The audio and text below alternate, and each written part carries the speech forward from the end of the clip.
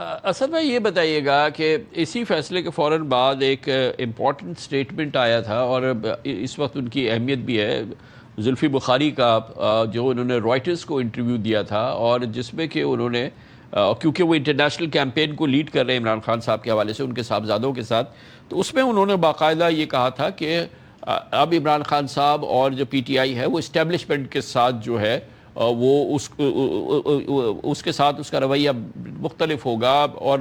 پرو پاکستان اپنی پوزیشن رہے گی، اور اس پورے معاملے میں انہوں نے تو یہ بھی کہا تھا کہ چیف آف ڈیفنس فورسز کے ساتھ اور آرمی چیف کے ساتھ بھی کسی کانفرنٹریشن کا کوئی امکان نہیں ہے، نہ ہی عمران خان صاحب اس راستے پہ چلیں گے۔ اس کا کچھ بیک گراؤنڈ بتائیں گے آپ؟ دیکھیے جی، اس کی بات بالکل ہمارے نوٹس میں آئی ہے۔ ایک تو ہماری پارلیمانی پارٹی کی میٹنگ تھی، اس میں بھی ہم نے یہ بات کیا، بلکہ اس میں چکری صاحب بھی تھی اور ہماری پوری لیڈرشپ تھی کہ ہم اس پہ یقین نہیں کرتے کہ ہم انتقام لیں گے۔ اور اچھا صاحب نے پھر بتایا کہ میں یہ گارنٹی لوں گا عمران خان سے کہ وہ کسی کے خلاف انتقام نہیں لیں گے، وہ جو بھی جس بھی پوزیشن پہ ہو، جہاں بھی ہوں، ہاں ملک کو قانون اور آئین کے مطابق چلانا ہے، اور ملک کو جو ہے نا جو اس کے آئین کی جو تقاضے ہیں اس کے مطابق آگے بڑھانا ہے۔ تو ایک تو یہ کہ جو انہوں نے بات کی ہے، دیکھیں ہم ہمیشہ آپ دیکھیے کہ انڈیا کے ساتھ جنگ ہوئی تو ہم نے اسٹیٹ کا ساتھ دیا۔ جب ایران والا امریکہ کا جو انہوں نے نیگوسیشن میں کردار ادا کیا، ثالثی میں کردار ادا کیا، ہم نے سپورٹ کیا۔ جب چائنا کا وفد آیا، ہم نے اس کا ویلکم کیا۔ مطلب جب بھی پاکستان کے خاطر جو بھی کام کرنا ہوگا، سب سے پہلے ہم آ گئے ہیں۔ پاکستان ہمارا ہے اور یہ ملک کے ادارے ہمارے ہیں، پاکستانی فوج ہمارا ہے۔ ہم کسی طور پر ہاں ایک وقتی جو ہمارے خلاف جو انڈیویجولز کچھ کر رہے ہیں وہ تو الگ بات ہے، لیکن ادارے کے بارے میں ہمارا بالکل واضح موقف ہے۔ پاکستان تحریک انصاف پوری ملک کی پارٹی ہے۔ بلوچستان، خیبر پختونخوا، پنجاب، سندھ، مہاجر، سندھی، بلوچی، جو بھی ہے، کشمیری، سب تحریک انصاف کے اوپر ایک خوبصورت گلدستہ ہے۔ تو ہم تو نہ پاکستان کے ساورنٹی پہ یقین رکھتے ہیں، پاکستان کی سالمیت پہ یقین رکھتے ہیں، اور کسی طور پر پاکستان پہ آنچ نہیں آنے دیں گے۔ اسد صاحب یہ بتائیے گا کہ آپ لوگوں کی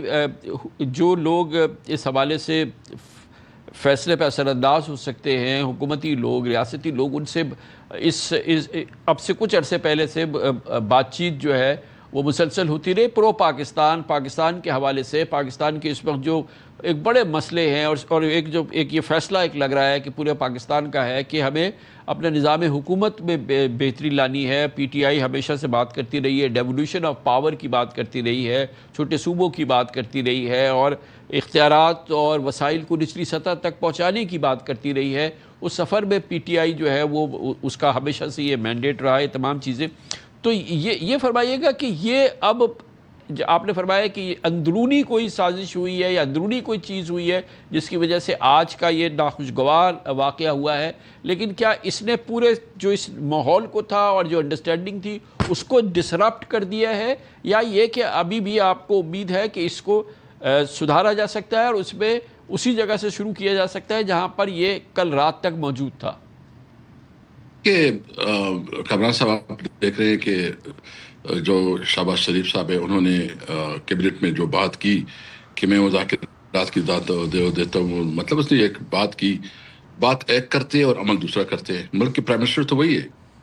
کس نے یہ فیصلہ کیا اور کس طرح یہ رویہ کیا، اور کس نے اپوزیشن کو جو ہے نا واپس جو ہے نا مطلب جو تھوڑا بہت ایک پازیٹیو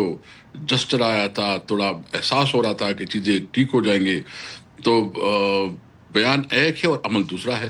تو ہمیں تو ابھی اعتماد نہیں رہا کہ ہم کس طرح ان کے ساتھ بیٹھیں گے، کس طرح بات کریں گے۔ بہرحال جو آپ نے بات کی ہے،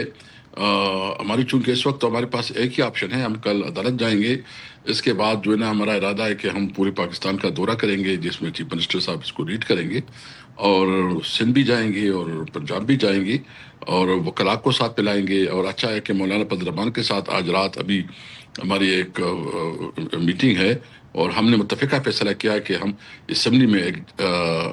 متحدہ پوزیشن جو ہے نا انشاءاللہ بنا رہے ہیں، اور منڈے کو پھر ہماری تمام پارلیمنٹیرین کی، وہ جمعیت علماء اسلام کی یا دیگر اپوزیشن پارٹی جو ہے کہ سینٹ میں ہے یا نیشنل اسمبلی میں، سب کی مشترکہ میٹنگ ہوگی، اور ہم اس میں لائعمل دیں گے کہ اس وقت جو ہے نا ملک میں جس طرح انسانی حقوق کی خلاف ورزی ہو رہی ہے، جس طرح ملک میں لا اینڈ آرڈر کی صورت ہے، جو معاشی طور پر بدحالی ہے، اور مطلب جتنی بھی ایشوز ہے اس پہ ہم کھل کے بات کریں گے، اور اس حکومت کے خلاف ایک بھرپور ایجنڈا دیں گے۔